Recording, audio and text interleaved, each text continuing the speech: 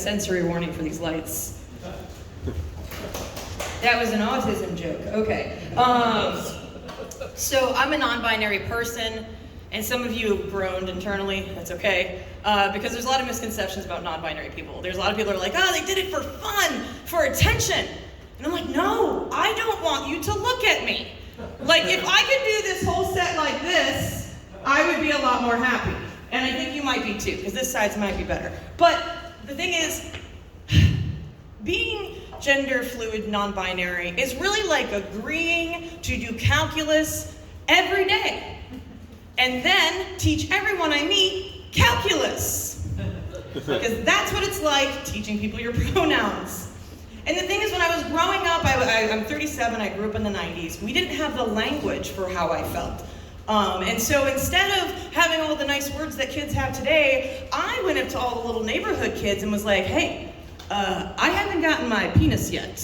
And the thing is, like, I thoroughly believed this. I thoroughly believed that one day I would wake up and just have a dick. And you can imagine how sad I was when I found out that was not the case. Because it turns out if you just believe that you're a boy, you do not grow a penis. It turns out that's not how it all works at all. Like, it turns out there's like money and surgeries and a lot of like therapy sessions before you can just have a dick that you didn't have to begin with. So in addition to being a non-binary child, I was also raised in a non-traditional religion, non-Judeo-Christian. The religion's called Baha'i. I don't have enough time to explain it, but if you know what the Baha'i faith is, good for you. You're smarter than a couple people in this room. And maybe nobody knows what it is, and it's a big secret. Enjoy your Google searches after my set. But because I was raised in this faith, so the faith I was raised in, we would have our religious gatherings every 18 to 19 days. And we called it feast. And so when I learned about how church worked, that y'all went every week, I was very confused. Because the thing is, like, in Christian religion, it was like, people would be like, yeah, I went to church and I was told that, like, what a bad person I was today. And I was like, yeah, I went to church and I ate food at the end. Like, I don't understand Christianity at all. Like, is Jesus a good guy or is he a bad guy? Because, like, when you're not raised in it, it's very confusing, this Jesus fellow. Like, very, very confusing. And also, okay, like I mentioned, I ate food at the end of our religious meetings. So we would have prayer, and then like business, which is terrible for children, and then food. And so just imagine, all of you people who went to proper church, imagine that you are sitting at a pew, looking at a priest, but also looking at cake. Can you imagine trying to pray to God while you're staring at a chocolate cake that you would very much like to eat? I have very weird feelings about religion and food, all twisted up together. It's been a delight for me to be a human. When I got up here, I realized again something that's very true. It is a lot easier to be a fat person if your hair is weird.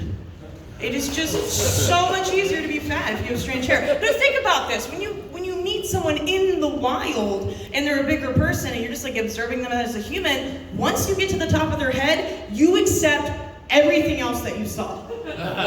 Everything. It's like fat phobia doesn't exist if their hair is pink. Like, it's so amazing. And also, when I got up here, you might have noticed that, you know, I have some short hair, and I have been cutting my own hair for the last year, but you knew that already. Like, you knew that. Like, I feel like from everything else I said, you were like, yeah, that person definitely cuts their own hair. Like, they for sure cut their own hair. And I underprepared, so I'm just gonna flip pages here. Excuse me. So, I'm gonna go back to this last thing, which is non-binariness. Okay, 1 minute, don't have enough time for that joke. I'm gonna do a different joke. So I have multiple sclerosis. It's MS for short. It's an autoimmune disease, which just means I'm self-deprecating by factory setting. And if you're not familiar, it's like I have like severe brain damage. And it happens throughout my life. So I'm essentially just having the world's slowest lobotomy. I actually got denied for disability inside the pandemic.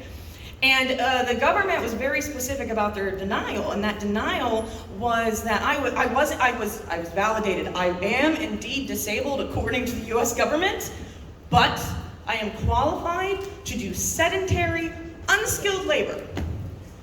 If you know of any positions that are open, And it took me a while. I was like, what kind of job qualifies? Well, I figured out the perfect job, and that perfect job is I could be a mall Santa, you guys. I could be a mall Santa. I am fat. The beard will really help with my pronouns. And I'm Katie Zane. Thank you guys so much.